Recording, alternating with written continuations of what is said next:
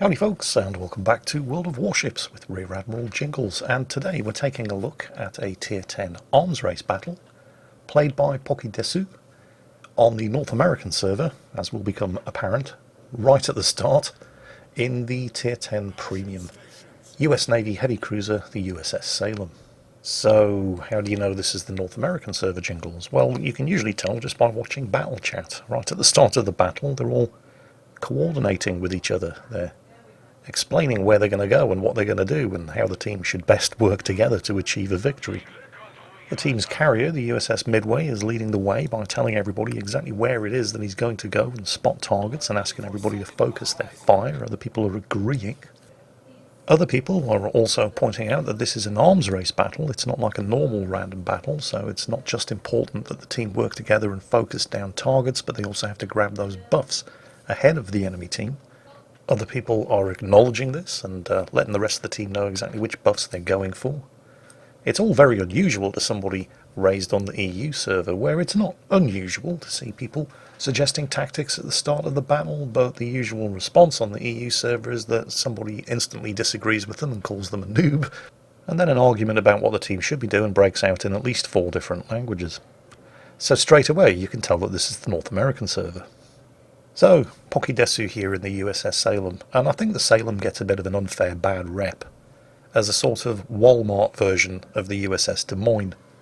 And that's true to an extent. It definitely has the Walmart version of the Des Moines radar. It's short-ranged, it's not particularly good, but it does have a better heel, and in all other respects it is the USS Des Moines.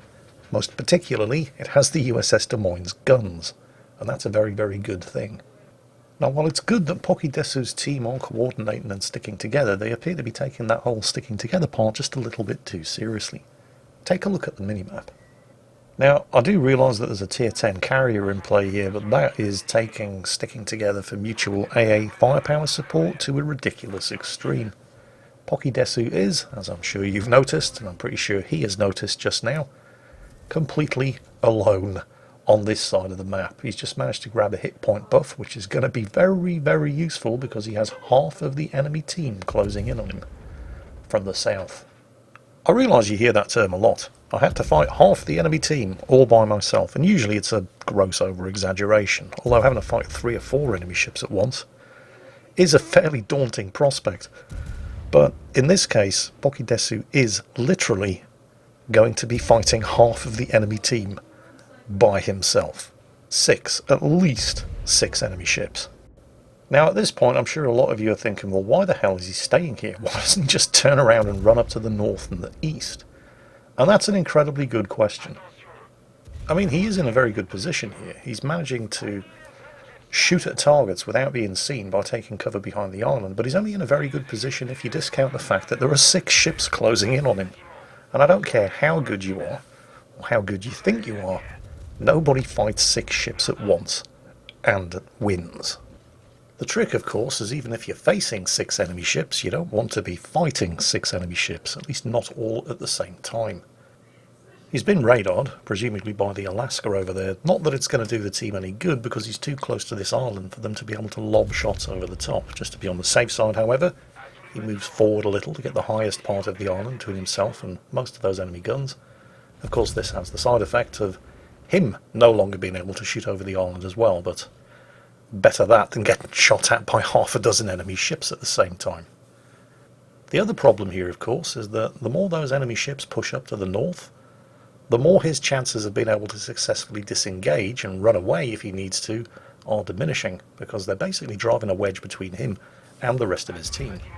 But at the moment, while he hasn't done a huge amount of damage at all, none of those enemy ships are actually fighting him. They're all concentrating on his teammates to the north, who are also providing spotting of them. And this Grosser Kurfürst has every single one of his guns pointing in the wrong direction, at least as far as Pockydesu is concerned. Of course, the Grosser Kurfürst's secondaries can be pointing in any direction they like, and he's definitely in range. But he's continuing to use the spur of the island there to prevent him from being spotted and therefore becoming a target for the Grosser Kurfürst secondaries, as he starts to rain down 8-inch armor-piercing shells at a rate of a salvo every 5.5 seconds on that flat broadside Grosser Kurfürst. Now, you shouldn't be expecting any Citadel hits here. Even a battleship firing at a grosser curve first with 16-inch guns in this kind of position would struggle to get any citadel hits through the grosser curve first's turtleback citadel armor protection, which becomes more effective the closer you are to the ship. And he's not a battleship with 16-inch guns. He's a heavy cruiser armed with 8-inch guns, but the rate of fire of the USS Salem is so good that even 8-inch armor piercing hitting the upper belt and the superstructure and deck is really starting to add up, and there's nothing more annoying than being shot at by a target that you just can't see. And sure enough, the big German is getting so pissed off that he's inching forward to try to get sight of Pockydesu, and he does catch sight of Pockydesu, and those gun turrets are starting to swing around, and in fact the rear turrets have a firing solution, as of course do the secondaries, and Pockydesu takes a minor clip there from one of the rear gun turrets, as well as a small smattering of damage from the secondaries. But the big German is now the very least of Pockydesu's immediate problems, because he's been hydroed, which must mean that an enemy ship is very, very close, and sure enough, here comes the Zhao. Now, if you were to make a list of the best close-range brawlers in World of Warships, there wouldn't be many cruisers in the top 10, and the Zhao probably wouldn't even be in the top 30. The Zhao can be kind of dangerous at close range, but mostly because it's got lots and lots of very nasty torpedoes, none of which of course can be fired from that angle. And while it is also armed with a lot of 8-inch guns, none of them were actually pointing in this direction, which is kind of bizarre considering the Zhao is the one who hydroed Pockydesu in the first place. So, scratch one Zhao, but there is of course also a Conqueror closing in, and behind the Conqueror, we can't see him just yet, but we're going to see him in a moment. There he is in Iowa. Now, it's kind of lucky that neither of these guys have their guns pointing in the right direction either. And while we have just witnessed the frightening amount of damage that a Salem can do in a very short period of time, that Conqueror is on... Oh shit, he's firing armor piercing. Oh! Yeah. Well, that was unexpected, because everybody expects Conquerors to be firing high explosive. Mostly because the Conqueror's high explosive is so very, very good, but also because, well, if you just fire high explosive at everything, it removes the need to actually think about what you're doing. But what we have here, ladies and gentlemen, boys and girls, is a Conqueror that's actually capable of thinking and breathing at the same time. So I'm sure that came as a serious blow to morale to Pockydesu, who was probably counting on the Conqueror firing high explosive to reduce the amount of damage that he was likely to take as he scooted between those two islands. Luckily, as we mentioned earlier, the two principal differences between the Salem and the Des Moines are that the Salem has a sort of budget version of the Des Moines radar, but it has a much, much better heel. So while taking that amount of damage in one go from the Conqueror was kind of shocking, it wasn't the end of the world. Also, because this is an arms race battle, as you can probably tell by the extremely annoying press H to open the list of buffs message in the center of the screen, which unfortunately is just a bit of a replay bug and you can't get rid of, he does have 2 healing buffs, so the longer he can stay disengaged, the more health he can recover. And it's at this point where something else happens. Again, a feature of the arms race game mode. Message at the top of the screen under the scores, capture the key area. There's only one capture point in an arms race battle, and it only appears halfway through the game. But the team that controls that capture point get 10 points per second.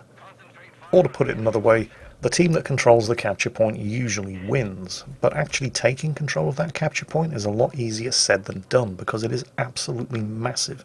It encompasses multiple islands, and so it's very easy for a team to simply slip a ship into the capture point, park it behind the island, and stop the enemy from taking it. Usually the capture point doesn't get taken until at least 2/3 of both teams have been killed.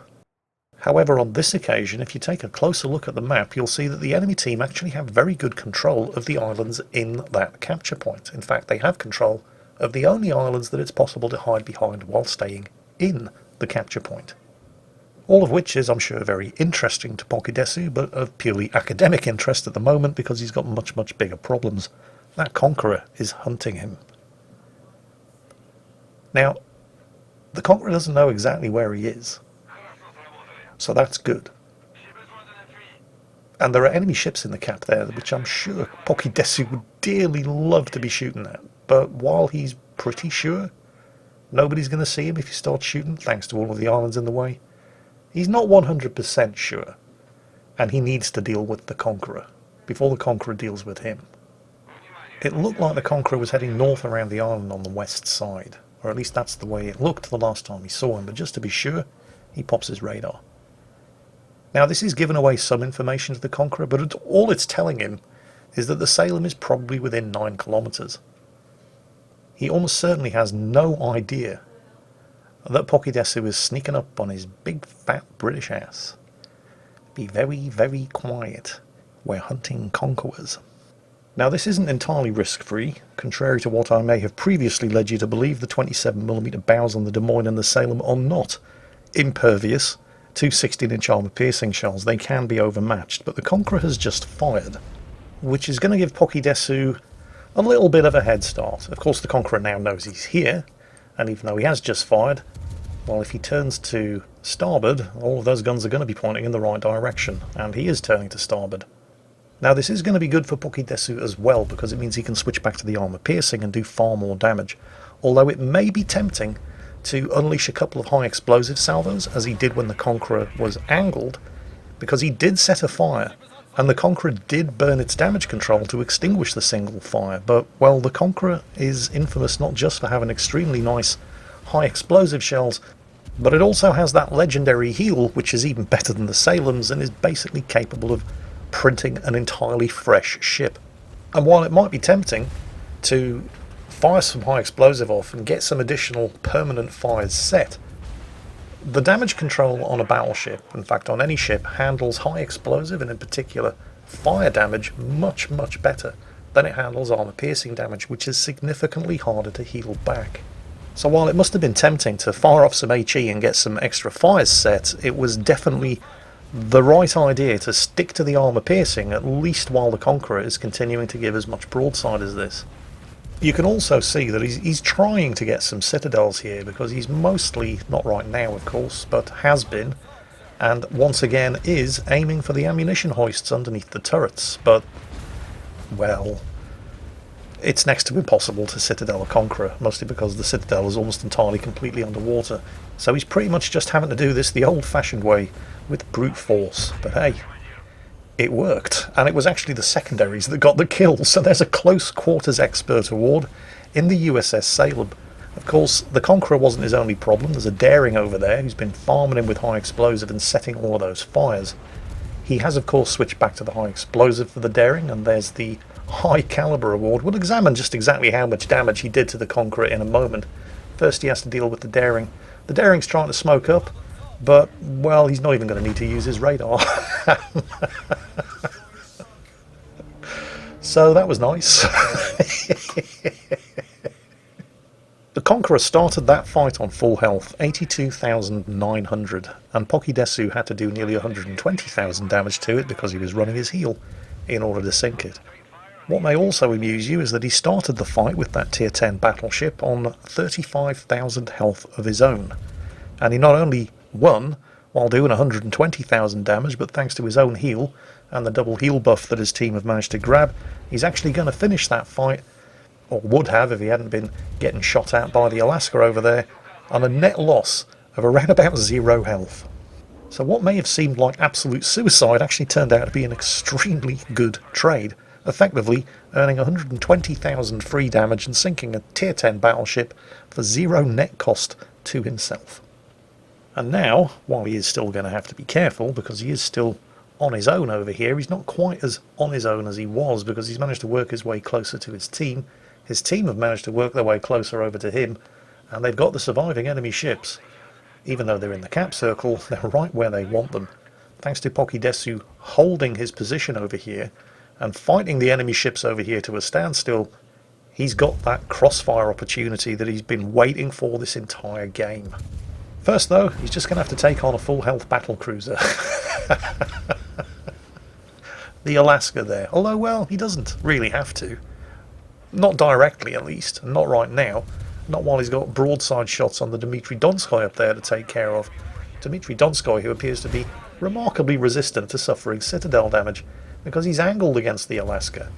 And unlike a battleship armed with 16-inch guns, the Alaska, even though it is armed with extremely big guns for a cruiser, 12-inch guns, they're nowhere near big enough to overmatch the 27mm bow plating of a Des Moines or a Salem.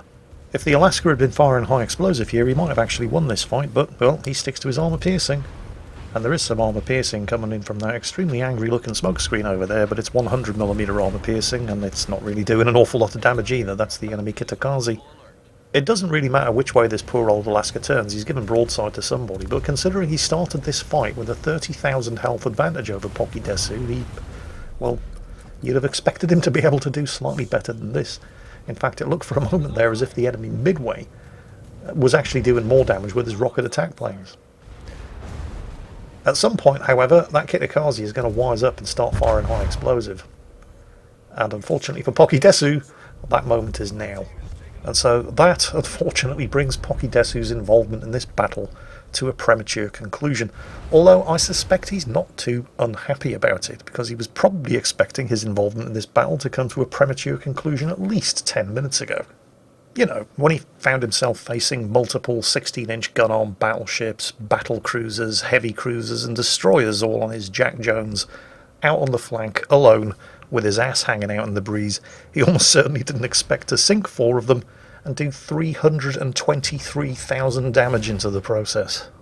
And even though we can credit the Conqueror with a good third of that total, even without the Conqueror's contribution, that's still probably about 150,000 more than he had any right to expect, considering the position that he put himself into at the start of that match. So, Pockydesu, well done on an extremely good performance, and congratulations on an absolutely fantastic result. Everyone else, I hope you enjoyed it, because that's it for today. And as always, stay safe, take care, and I'll catch you next time.